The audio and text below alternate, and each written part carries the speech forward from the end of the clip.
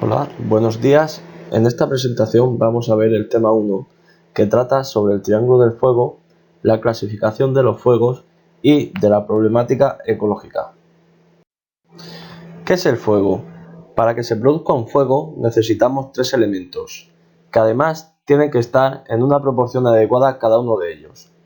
Estos tres elementos, como vemos en la imagen, son el oxígeno, el calor y el combustible, y forman lo que se denomina como triángulo del fuego. El citado triángulo del fuego es de gran utilidad para explicar cómo podemos extinguir un fuego, eliminando uno de los lados del triángulo, lo cual veremos en el tema de técnicas de extinción. Vamos a empezar a desgranar los elementos del triángulo del fuego. El primero de ellos es el combustible. Se trata del elemento principal de la combustión. Puede encontrarse en estado sólido, líquido o gaseoso. En definitiva, es lo que se está quemando. El siguiente elemento sería el oxígeno, que es el componente principal de la combustión en la mayoría de los casos. Forma parte de nuestra atmósfera en una proporción del 21%. No es necesario eliminarlo completamente, sino reducirlo a una proporción menor al 14%. El siguiente componente y último del triángulo será el calor, que es la energía de activación necesaria para iniciar la combustión. Puede ser una chispa, una fuente de calor, una corriente eléctrica o cualquier cosa que tenga ignición. Vamos a pasar a ver el tetraedro del fuego. ¿Por qué? Porque ya no se habla de triángulo de fuego, sino de tetraedro del fuego.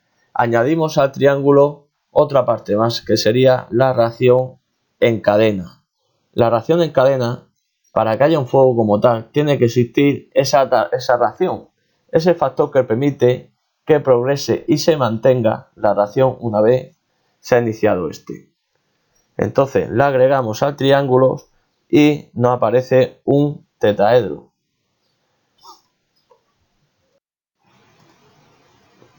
El fuego. El fuego es una reacción química de oxidación rápida. Eso es un concepto que nos tenemos que aprender para los exámenes, ¿vale? Porque os intentarán poner reacción física, de oxidación lenta y cosas así. Entonces hay que aprenderse muy bien. Reacción química de oxidación rápida. Normalmente esta combustión, en nuestro caso, siempre es sobre material vegetal. Este consume oxígeno y genera dióxido de carbono, vapor de agua en forma de humo y cenizas y libera luz y calor. También hay que saber varios conceptos, como es la temperatura de vaporización. La temperatura de vaporización es la temperatura a la que el combustible comienza a emitir vapor de agua. En los apuntes lo tendréis como 100 grados. Como veis en la imagen, veis humo blanco. Eso significa que ese combustible está perdiendo la humedad. Otro concepto sería la temperatura de ignición, que es la temperatura a partir de la cual los gases inflamables arden produciendo llamas. A partir de este momento la combustión se mantiene incluso después de que el foco de calor exterior sea retirado y está entre 300 y 400 grados. O sea, es decir, nosotros vamos a poner un ejemplo de si estamos encendiendo una hoguera con un mechero y retiramos el mechero y esa hoguera sigue ardiendo, ¿vale? Pues esa sería porque ha cogido la temperatura de ignición. El calor desprendido por el combustible en llamas se mide en calorías. Una caloría es el aumento de calor requerido para que un gramo de agua aumente 1 grado centígrado su temperatura, como veis en esta última imagen.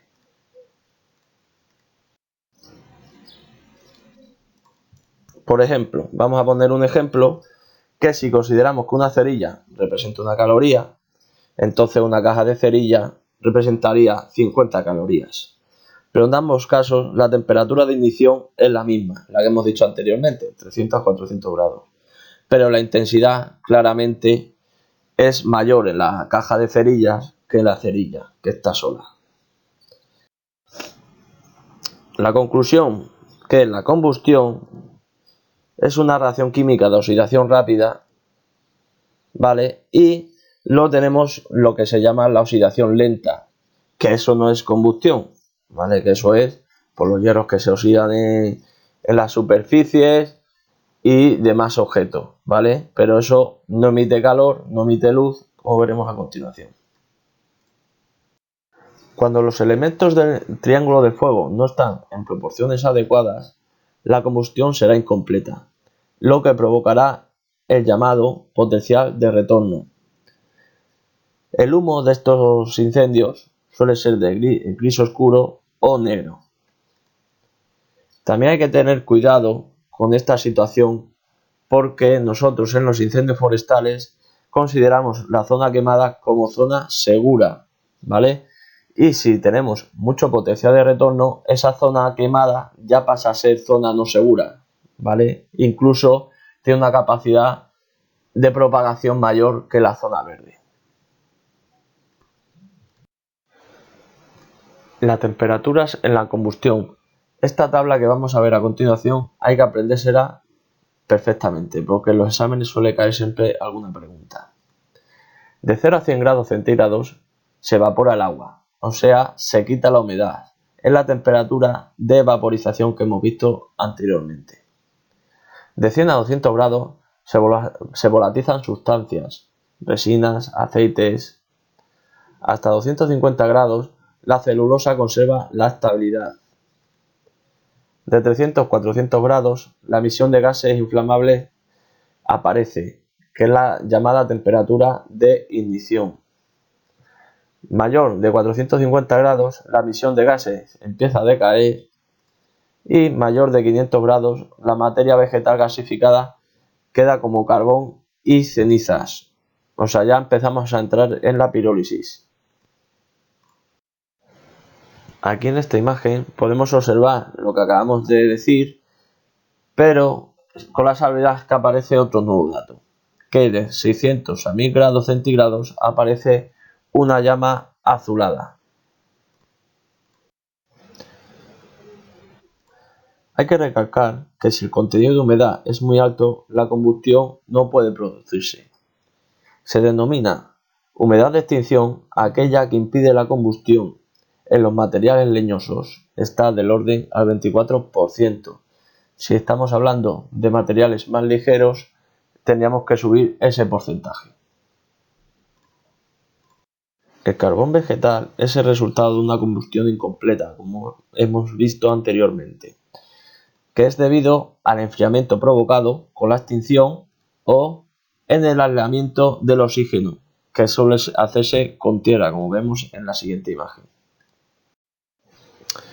Ahora vamos a pasar a ver la clasificación de los fuegos, dependiendo del estado físico de los combustibles.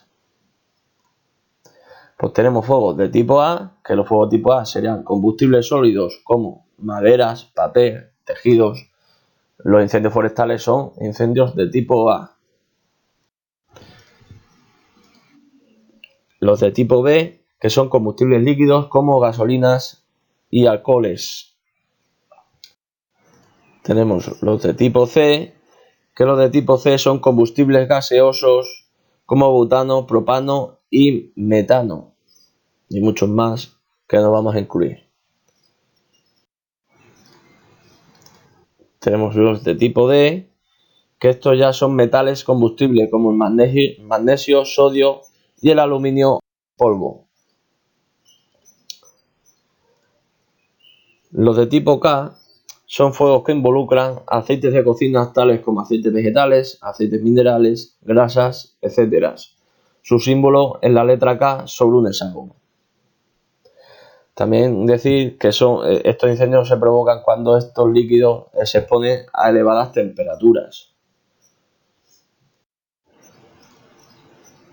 Ahora también la clasificación de los fuegos lo vamos a ver según su energía de activación. Tenemos los térmicos, que son provocados por utensilios de ignición, como motores, soldaduras, un mechero, una cerilla. Los eléctricos, que son todos los provocados por rayos, sobrecargas en instalaciones, arcos voltaicos. Luego tenemos los mecánicos. Los mecánicos son provocados por calor o chispas producidas por fricción. Como podéis ver, por las desbrozadoras, bulldozers. Luego tenemos los químicos, que son provocados por reacciones exotérmicas, reacciones químicas que diferentes elementos producen cuando se mezclan. Vamos a pasar a ver la clasificación de los fuegos dependiendo de la velocidad a la que se produce la combustión. Primero tenemos la oxidación. En esta, como hemos dicho anteriormente, si la reacción es lenta se llama oxidación. Esta no tiene emisión de luz ni aumento de la temperatura.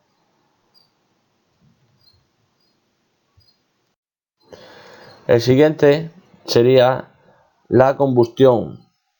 La combustión es una reacción rápida, la velocidad de propagación menor que la del sonido y es del orden de varios centímetros por segundo. Aquí ya sí existe una emisión de luz y calor, que es la combustión normal que nos vamos a encontrar a no ser que haya unas condiciones inestables en un incendio. El siguiente sería la deflagración.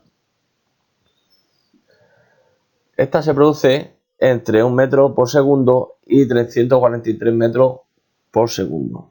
Aquí ya la 343 metros por segundo nos tenemos que quedar con ese dato porque es la velocidad del sonido. Aquí ya estamos hablando de metros por segundo, no de centímetros por segundo como en el caso anterior.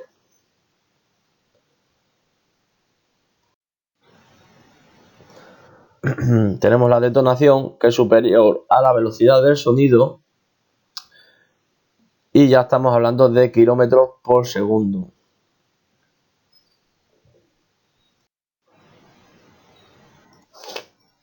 Ahora vamos a ver la clasificación de los fuegos según la propagación de los mismos. Tenemos la conducción, la convección y la radiación. La propagación de los fuegos tiene lugar desde un foco inicial por medio de la transmisión del calor que se emite en la combustión a los combustibles más o menos próximos, que al calentarse pueden igualmente arder, y así sucesivamente. Vamos a empezar por el primero, que sería la convección. Es el mecanismo que contribuye más eficazmente a la transmisión del calor. Consiste en el transporte del calor por el aire, que al recibirlo desde el foco calorífico se expande disminuyendo su densidad, lo que provoca su ascensión. ¿Vale? Esto es física, o sea, al calentarse disminuye su densidad y por eso asciende.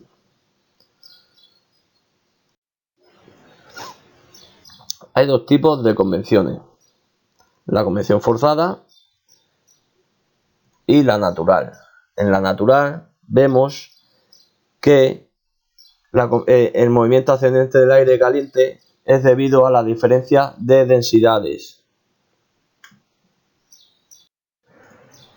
En la forzada, el movimiento del aire caliente provocado por una velocidad impuesta, en este caso hemos puesto aquí un ventilador, pero sería el viento, ¿vale? La convección convierte los combustibles aéreos en disponibles por el tema de la densidad. Entonces, ¿qué quiere decir? Que estos incendios, cuando están en superficie, se pueden convertir en incendios de copas. También, el efecto combinado de la convección y las pendientes acelera la desecación por calentamiento de los combustibles situados por encima del foco de calor, favoreciendo la propagación cuesta arriba de los fuegos. Por el contrario, si fuera cuesta abajo, el calor se transmite solamente por radiación. También es importante que la convección no es sensible a la distancia, a diferencia de la radiación. Por lo tanto, los incendios conducidos por radiación son más o menos predecibles que los conducidos por convección. La siguiente forma de propagación de los incendios sería la radiación. La radiación se transmite en todas las direcciones desde el foco de calor, como vemos en la siguiente imagen. Como indica la ley de la inversa del cuadrado, la potencia de la luz será inversamente proporcional al cuadrado de la distancia, o lo que es lo mismo, la intensidad es igual a 1 partido de distancia al cuadrado. La radiación recibida dependerá de la longitud de llama, la cual marcará si se puede hacer ataque directo o no. La transmisión del calor se produce como ondas electromagnéticas a través del aire, como si fuera una onda de radio. En la figura 1 podemos ver una llama inclinada y en este caso el ángulo respecto a la dirección del avance es menor, favoreciendo la propagación del incendio, suponiendo que éste se va a dirigir por el lado derecho de la imagen.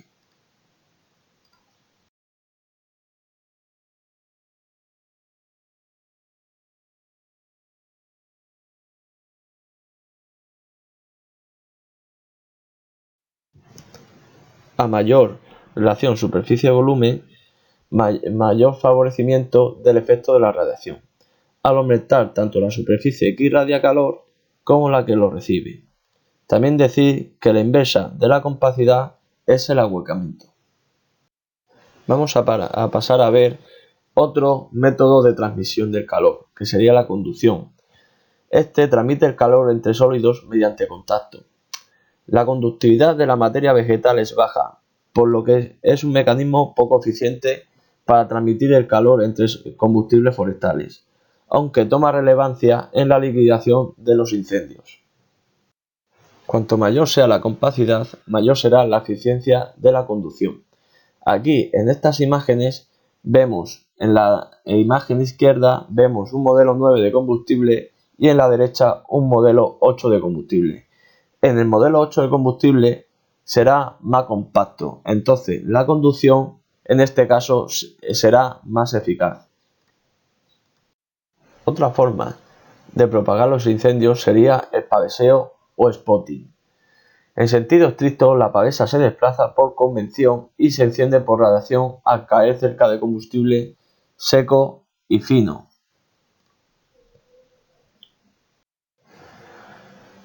Otra forma de propagar los incendios sería el paveseo o spotting. Dentro del paveseo y spotting puede ser por pavesas volantes o por material rodante. Dentro de pavesas volantes vamos a ver transporte por convección. Como vemos en la imagen, aquí se elevan pequeños fragmentos de material ardiente en una columna convectiva y los puede transportar a cierta distancia delante del incendio. En el siguiente caso, el transporte por viento, aquí las pavesas pueden viajar a una distancia mucho mayor que en el caso anterior. Entonces hay que tener mucho cuidado donde se colocan los medios de extinción. Otro sería el transporte por gravedad. El transporte por gravedad hay que tener mucho cuidado en pendientes pronunciadas, porque nos puede hacer focos secundarios debajo de la pendiente. El último caso de spotting por pavesas volantes sería el transporte por salto mecánico. Aquí el agua contenida en la madera se calienta produciendo una pequeña explosión de vapor, lanzando una pequeña porción de madera en llamas lejos del fuego. El material rodante también puede provocar focos secundarios. Esto se suele dar en terrenos con pendiente, donde el material caliente como ramas y piñas pueden rodar a zona verde provocando un foco secundario ladera abajo. La problemática ecológica es muy variada. La primera de ellas sería la posibilidad de erosión. Se produce una pérdida importante de materia orgánica del suelo y si hay un incendio forestal y a los días llueve, esta materia orgánica del suelo es lavada y se acentúa más si hay pendiente, como vemos en la imagen. También se cambia el pH. Si la pérdida del suelo y la materia orgánica son elevadas, implica un empobrecimiento en nutrientes y una acidificación del suelo. Otro problema sería el cambio de vegetación, favoreciendo la aparición de especies pirófitas, desplazando a las demás especies que están menos adaptadas a los incendios forestales. Aquí he puesto dos ejemplos muy claros: el pino pinasti y el Cistus ladanifer. Enlazando con la diapositiva anterior de cambio de vegetación, por lo tanto se destruyen los hábitats de las plantas y de los animales. La contaminación. La contaminación puede ser atmosférica, que es evidente porque se ve el humo, y luego también tenemos otra, que es la de los acuíferos, que suele pasar cuando después de un incendio llueve torrencialmente. El impacto visual también es evidente. Aquí muestro unas fotos de los incendios de Australia de 2019, donde vemos una carretera llena de árboles y después cómo queda. Aquí se juntaría todo: en la destrucción de hábitat, cambio de vegetación, contaminación, impacto visual. También nos uniríamos a las económicas, sobre todo aquí en la región de Extremadura, pues tenemos las resinas, la gente tiene su abono, pilas de corcho, la apicultura, también muy importante, y vamos, muchas más. Y por último, la problemática social.